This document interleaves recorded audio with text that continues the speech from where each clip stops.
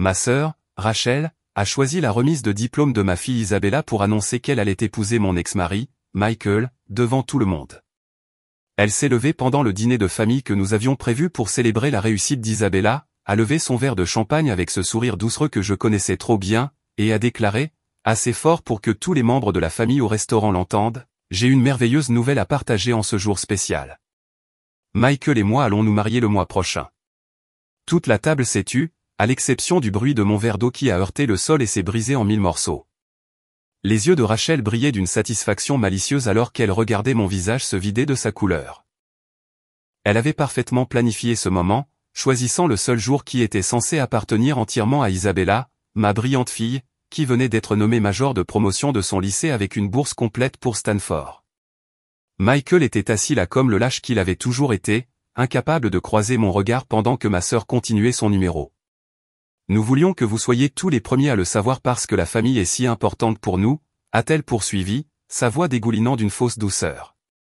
Les halètements de choc de mes parents et de mes tantes ont créé une symphonie de mortification qui semblait alimenter le plaisir malsain de Rachel. Je suis Victoria Turner, 38 ans, et jusqu'à ce moment, je pensais comprendre les profondeurs de la cruauté humaine. Rachel avait été ma confidente pendant mon divorce tumultueux avec Michael 2 ans plus tôt, la sœur qui me tenait dans ses bras pendant que je pleurais ses aventures et sa manipulation financière. Elle s'était assise dans ma cuisine d'innombrables fois, maudissant son nom et promettant que le karma finirait par le rattraper.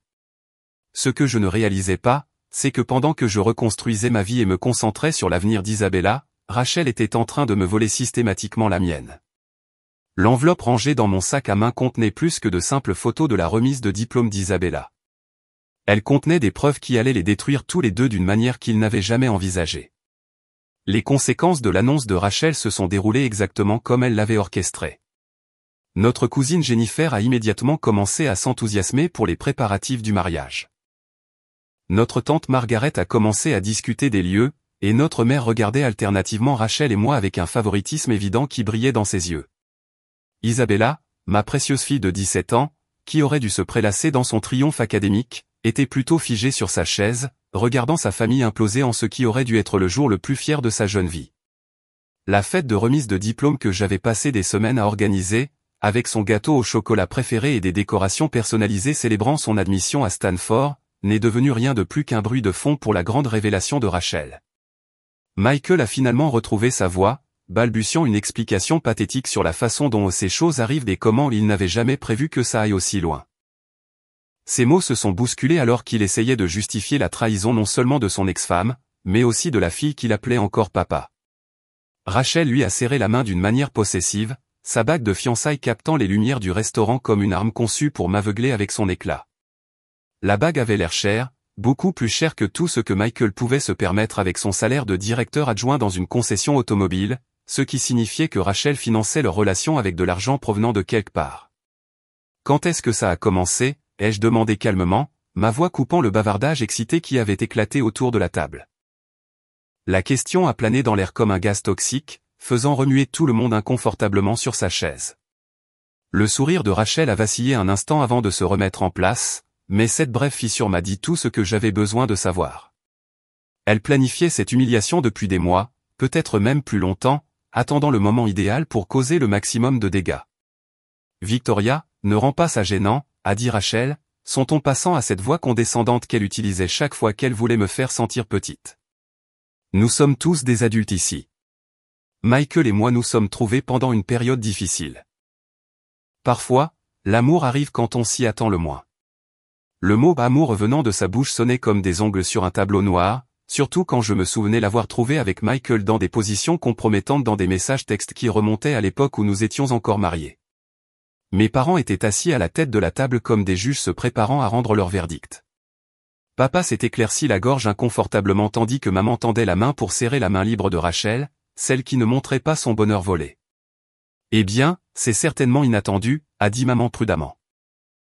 Mais si vous deux avez trouvé le bonheur ensemble, alors nous vous soutenons. Ses yeux n'ont jamais croisé les miens pendant cette déclaration de loyauté, et j'ai réalisé avec une clarté accablante que Rachel avait déjà assuré leur allégeance bien avant cette annonce publique.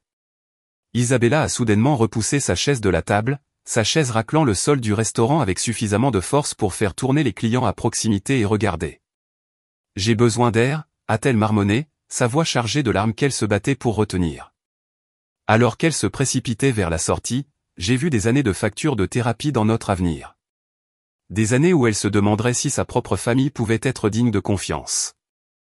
Des années de dommages que Rachel avait infligés avec une précision chirurgicale.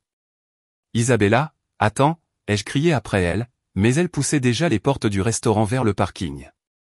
Rachel a regardé ma fille fuir avec quelque chose qui ressemblait étrangement à de la satisfaction, comme si la douleur d'Isabella n'était qu'un autre prix bonus dans son jeu tordu. La vue de l'expression satisfaite de ma sœur alors qu'elle regardait mon enfant souffrir a allumé quelque chose de sombre et de calculateur à l'intérieur de moi que je ne savais pas exister. Tu as fait ça exprès, ai-je dit en me tournant vers Rachel avec une nouvelle clarté. Tu as planifié toute cette affaire pour qu'elle se produise aujourd'hui, lors du dîner de remise de diplôme d'Isabella. Tu voulais le gâcher pour elle. L'accusation a atterri au milieu de la table comme une grenade, faisant trouver soudainement à plusieurs membres de la famille leur menu de dessert fascinant. Le masque de Rachel a complètement glissé alors, révélant le froid calcul en dessous. Tout ne tourne pas autour de toi, Victoria. Aujourd'hui semblait être un aussi bon jour qu'un autre pour partager notre bonne nouvelle. Ce n'est pas parce que tu es aigri par ton mariage raté que le reste d'entre nous ne peut pas trouver le bonheur. Ces mots étaient conçus pour couper profondément, pour me dépeindre comme l'ex-femme jalouse qui ne pouvait pas supporter de voir les autres réussir là où elle avait échoué. Mais Rachel avait fait un faux pas crucial. Dans son empressement à maximiser mon humiliation publique, elle avait oublié que j'avais passé les 2 dernières années non seulement à me remettre de mon divorce, mais aussi à construire quelque chose de nouveau. Pendant qu'elle était occupée à séduire mon ex-mari et à planifier cette trahison élaborée, j'avais tranquillement recueilli des informations, établi des liens et me préparé à une guerre dont je ne savais même pas qu'elle allait arriver. L'enveloppe dans mon sac à main contenait des photos de surveillance, des relevés financiers et des conversations enregistrées qui exposeraient non seulement leur liaison, mais aussi l'activité criminelle qu'ils avaient utilisée pour financer leur romance de contes de fées. La concession automobile de Michael avait du mal financièrement, mais il avait réussi à se payer des dîners coûteux, des escapades de week-end et cette énorme bague de fiançailles. La piste de l'argent menait directement au compte séquestre qu'il gérait pour les acomptes des clients, de l'argent qui appartenait à des familles travailleuses essayant d'acheter un moyen de transport fiable. Rachel, avec son expérience en comptabilité, l'avait aidé à créer de fausses factures et des transactions fantômes qui rendaient le vol presque invisible lors d'un audit occasionnel. Je me suis levé lentement, sentant tous les yeux du restaurant fixés sur notre table. Tu as raison, Rachel. Aujourd'hui est un jour parfait pour partager des nouvelles. En fait, j'ai aussi des nouvelles à partager. J'ai fouillé dans mon sac à main et j'ai sorti mon téléphone, en faisant défiler jusqu'au dossier que j'avais étiqueté et police d'assurance il y a des mois lorsque j'ai soupçonné pour la première fois que leur relation avait des racines plus profondes qu'ils ne l'admettaient. Avant de célébrer vos fiançailles, ai-je continué, ma voix portant clairement dans le restaurant soudainement silencieux, je pense que tout le monde devrait savoir exactement comment vous deux avez financé cette romance, d'autant plus qu'une partie a été volée à des familles ici même dans notre communauté. La couleur a disparu du visage de Michael lorsqu'il a réalisé ce que je tenais, tandis que la main de Rachel a instinctivement bougé pour agripper sa bague de fiançailles, comme si elle pouvait en quelque sorte la protéger de la vérité. L'enveloppe contenait également des copies du rapport de l'enquêteur privé documentant la chronologie de leur liaison, prouvant qu'elle avait commencé 8 mois avant la finalisation de mon divorce. Plus important encore, elle contenait des preuves que Rachel avait accédé à mes comptes personnels et à mes cartes de crédit pendant la procédure de divorce, lorsqu'elle avait proposé de m'aider à organiser mes finances pendant une période aussi difficile. Elle me volait tout en me réconfortant, finançant sa relation avec mon mari en utilisant mon propre argent. « Victoria, de quoi parles-tu » a demandé maman, sa voix tremblant alors qu'elle sentait l'atmosphère changer radicalement. Le bavardage excité à propos des préparatifs du mariage était complètement mort, remplacé par une tension inconfortable qui semblait aspirer l'oxygène de la pièce. Je parle des 57 000 $ que Michael a détournés des acomptes des clients chez Riverside Motor, ai-je répondu calmement, en regardant son visage devenir cendré, et des 12 000 $ que Rachel a transférés de mes comptes pour financer leurs escapades romantiques pendant que je luttais pour payer les frais de scolarité d'Isabella. Je parle du fait que votre futur gendre est un voleur, et que votre fille est sa complice. Le silence qui a suivi était assourdissant. Les mains de Michael tremblaient alors qu'il attrapait son verre d'eau tandis que le maquillage soigneusement appliqué de Rachel commençait à craquer sous la pression de son expression changeant rapidement. Mes parents regardaient alternativement leurs 2 filles avec une horreur croissante, comprenant finalement qu'ils étaient témoins de quelque chose de bien plus grave qu'une querelle familiale à propos de sentiments blessés. C'est impossible, a murmuré Rachel, mais sa voix manquait de conviction. Victoria, tu essaies juste de saboter notre bonheur parce que tu ne supportes pas de me voir avec Michael. Même en parlant, ses yeux se sont dirigés nerveusement vers la sortie du restaurant, et je pouvais pratiquement voir son esprit parcourir des scénarios de contrôle des dégâts. J'ai sorti un dossier de mon sac à main, rempli de documents que j'avais recueillis pendant des mois. Les relevés bancaires sont très clairs, Rachel. Chaque transaction est horodatée et suivie. L'enquêteur privé a été très minutieux. J'ai étalé plusieurs photos sur la table, des images de Rachel et Michael dans des restaurants chers pendant la période où il affirmait ne pas pouvoir payer de pension alimentaire pour Isabella, quand je faisais des heures supplémentaires juste pour faire face aux dépenses scolaires de cette dernière. Tu as engagé un détective privé, a demandé papa, sa voix à peine audible. La déception dans son ton n'était pas dirigée vers Rachel ou Michael, mais vers moi, comme si ma décision de rechercher la vérité était en quelque sorte plus offensante que leur décision de voler et de trahir. J'ai engagé une protection, ai-je corrigé fermement. Quand quelqu'un vous propose de vous aider à organiser vos finances pendant un divorce et que vos comptes commencent à montrer une activité inexpliquée, vous enquêtez. Quand le fonds d'études de votre fille diminue soudainement de milliers de dollars et que votre sœur prétend que c'est dû aux fluctuations du marché, vous vérifiez. Quand votre ex-mari prétend être pauvre tout en publiant des photos de vacances coûteuses avec votre sœur, vous documentez tout. La bague de fiançailles de Rachel a capté la lumière alors que sa main tremblait légèrement. L'énorme diamant qui brillait comme un trophée quelques instants plus tôt semblait maintenant la freiner comme une encre. Ces photos pourraient provenir de n'importe où, de n'importe quand, a-t-elle dit désespérément. Tu les as probablement manipulées pour nous faire passer pour les méchants. J'ai souri, en sortant mon téléphone et en accédant au stockage en nuage où j'avais tout téléchargé. La beauté des preuves numériques, Rachel, c'est qu'elles sont accompagnées de métadonnées, d'horodatage, de données de localisation, de confirmation de transactions financières. Le week-end romantique que vous avez passé tous les deux au Ritz-Carlton à San Francisco qui a été payé avec de l'argent transféré de mon compte professionnel 3 jours plus tôt, en utilisant les codes d'accès que tu m'as convaincu de partager avec toi à des fins d'urgence. Michael a finalement retrouvé sa voix, bien qu'elle soit sortie comme un murmure étranglé. Victoria, s'il te plaît, nous pouvons arranger ça. Nous pouvons tout rembourser. Ça ne doit pas détruire la vie de tout le monde. Son appel à la clémence est tombé à plat dans l'atmosphère chargée du restaurant, d'autant plus que tout le monde pouvait voir qu'il était plus préoccupé d'éviter les conséquences que des dommages qu'il avait causés. Détruire la vie de tout le monde, ai-je répété, laissant l'ironie planer dans l'air. Michael, tu as détruit le fonds d'études de ma fille pour acheter des bijoux à ma sœur. Tu as volé des familles qui essayaient d'acheter des voitures pour emmener Rachel en escapade romantique. Tu as transformé ma sœur en complice de vol et de fraude. La destruction a déjà eu lieu. Je ne fais que la documenter. Notre tante Margaret, qui était restée silencieuse tout au long de cet échange, a soudainement pris la parole. Rachel, ma chérie, est-ce vrai? As-tu vraiment pris de l'argent sur les comptes de Victoria? La douleur dans sa voix était palpable, et j'ai pu voir le moment exact où la perception de la famille a changé, il ne me voyait plus comme l'ex-femme amère, mais me reconnaissait comme la victime. La façade soigneusement construite de Rachel s'est finalement effondrée complètement. Vous ne comprenez pas, a-t-elle dit, les larmes commençant à couler sur ses joues. Michael allait la quitter de toute façon. Leur mariage était déjà terminé. Je l'aidais juste à passer à une vie meilleure, et Victoria était égoïste avec l'argent. Elle en a plus qu'assez, et Isabella allait de toute façon obtenir des bourses. La cruauté désinvolte de sa justification a stupéfié tout le monde. Elle s'était convaincue que me voler était en quelque sorte altruiste. Que ma sécurité financière était moins importante que le financement de sa liaison avec mon mari. Le droit dans sa voix, l'absence totale de remords, ont clairement montré qu'il ne s'agissait pas d'un moment de faiblesse, mais d'une campagne de trahison calculée. La bourse d'Isabella couvre les frais de scolarité, ai-je dit calmement, mais pas le logement et la nourriture, pas les livres, pas les frais de subsistance d'une fille dont le père a cessé de verser une pension alimentaire afin de pouvoir acheter des bagues de fiançailles pour sa tante. L'argent que tu as volé était destiné à garantir qu'elle puisse se concentrer sur ses études au lieu de faire plusieurs emplois juste pour survivre à l'université. Mes parents étaient assis dans un silence horrifié alors que toute l'étendue de la trahison de Rachel et Michael devenait claire. Il ne s'agissait pas seulement d'adultère ou de sentiments blessés. Ils avaient systématiquement volé à leurs propres membres de la famille, sapant l'avenir d'une adolescente pour financer leurs désirs égoïstes.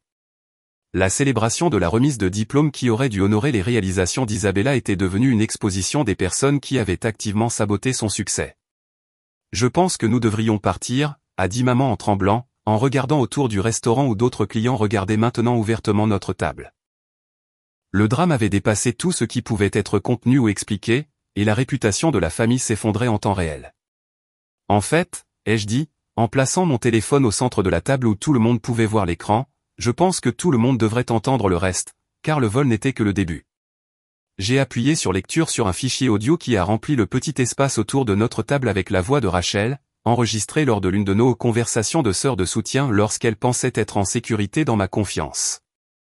Victoria est tellement naïve, a dit clairement la voix enregistrée de Rachel. Elle pense vraiment que Michael l'a quittée à cause d'une autre femme. Elle n'a aucune idée que je l'encourage à demander plus de pension alimentaire pour enfants, plus de tout. Plus il lui prend, plus nous avons pour construire notre vie ensemble. Et le meilleur, c'est qu'elle me fait confiance pour l'aider avec les documents juridiques. L'enregistrement a duré 30 secondes qui ont semblé des heures, la voix de Rachel décrivant en détail comment elle manipulait Michael et moi, nous montant l'un contre l'autre tout en drainant systématiquement mes ressources. Son rire sur l'enregistrement était particulièrement glaçant, en particulier la partie où elle plaisantait sur le fait de saigner Victoria à blanc avant que Michael ne la quitte officiellement pour quelqu'un de mieux. Le visage de Michael était devenu complètement blanc. Rachel, tu m'as dit que ce n'était que des séances de défoulement. Tu as dit que tu ne pensais rien de tout ça. Sa protestation a révélé que même lui n'avait pas pleinement compris l'étendue de la manipulation de Rachel, qu'elle l'avait utilisée autant qu'elle m'avait utilisé. Je pensais chaque mot, dis-je, arrêtant l'enregistrement et regardant directement ma sœur. Tu as orchestré mon divorce entier pour maximiser ton avantage financier. Tu as convaincu Michael de demander des choses auxquelles il n'avait pas droit, tu l'as aidé à cacher des actifs, et ensuite tu as volé directement sur mes comptes quand le vol légal ne générait pas assez de revenus pour ton style de vie. Rachel regarda désespérément autour de la table, cherchant ne serait-ce qu'un seul allié parmi les membres de notre famille, mais ne trouva que dégoût et déception en retour. Victoria, tu sors tout de son contexte. J'étais bouleversé quand j'ai dit ces choses. Je protégeais Michael de ton comportement vindicatif pendant le divorce. Le protéger, demandai-je avec incrédulité. Tu te coordonnais avec lui pour me frauder. La seule chose que tu protégeais était ton accès à mon argent. Je sortis un autre document du dossier, un relevé bancaire montrant une série de virements qui coïncidaient parfaitement avec la chronologie de leur relation. Chaque dîner romantique, chaque week-end, chaque bijou, tout cela financé en volant sur les comptes de ta sœur. Le poids des preuves était écrasant, mais Rachel fit une dernière tentative pour sauver la situation. Même si tout cela est vrai, dit-elle, sa voix prenant un ton désespéré, Michael et moi nous aimons. Nous allons nous marier avec ou sans ton approbation. Tu peux essayer de nous punir, mais nous construirons une vie ensemble quoi qu'il arrive. Je souris, sortant le dernier document de mon dossier. En fait, Rachel, vous n'allez rien construire ensemble. Michael, as-tu parlé à ma sœur de l'autre femme?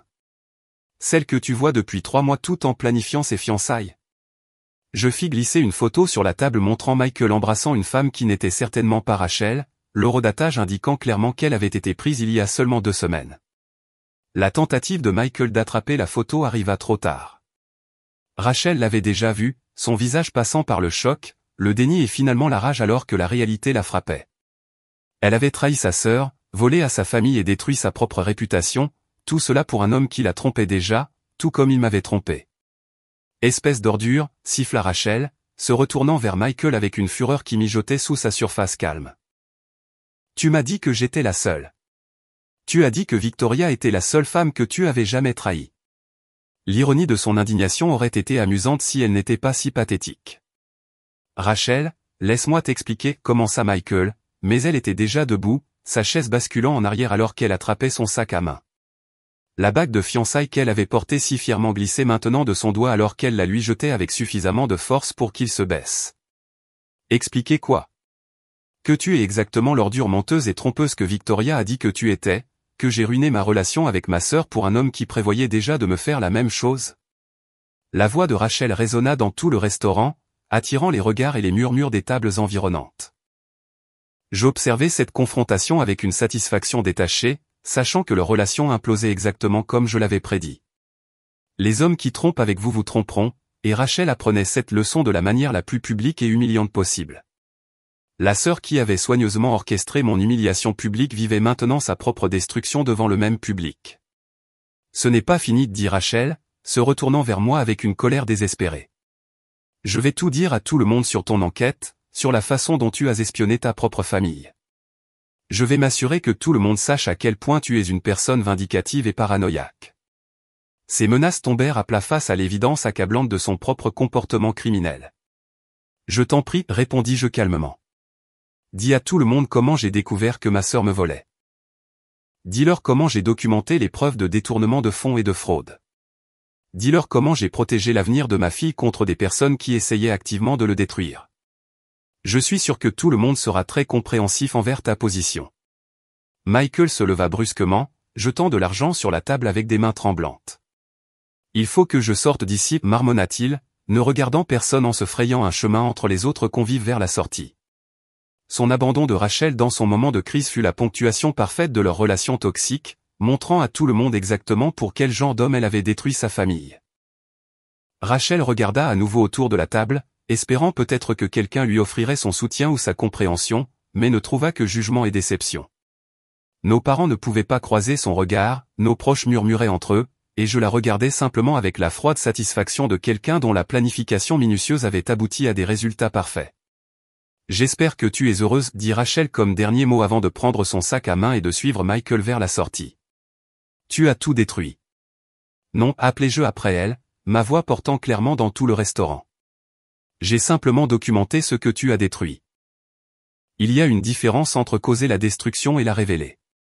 Elle s'arrêta dans l'embrasure de la porte, ses épaules s'affaissant alors que le poids de ses choix semblait enfin s'enregistrer, mais elle ne se retourna pas avant de disparaître dans le parking. Le silence qui suivit fut brisé par l'apparition d'Isabella à notre table, ayant assisté à la confrontation près de l'entrée du restaurant. Son visage était strié de larmes, mais il y avait quelque chose qui ressemblait à de la fierté dans ses yeux lorsqu'elle me regarda. « Maman, dit-elle doucement. J'ai tout entendu. C'est vraiment fini ? C'est vraiment fini, confirmai-je, la serrant dans une étreinte qui ressemblait au premier moment authentique de toute la soirée. Et chérie, ton fonds pour l'université est en sécurité. Je m'en suis assuré il y a des mois. Le soulagement dans sa posture fut immédiat, et je réalisai qu'elle portait le stress de notre situation financière depuis beaucoup plus longtemps que je ne le savais. Papa s'éclaircit la gorge mal à l'aise. Victoria, je te dois des excuses.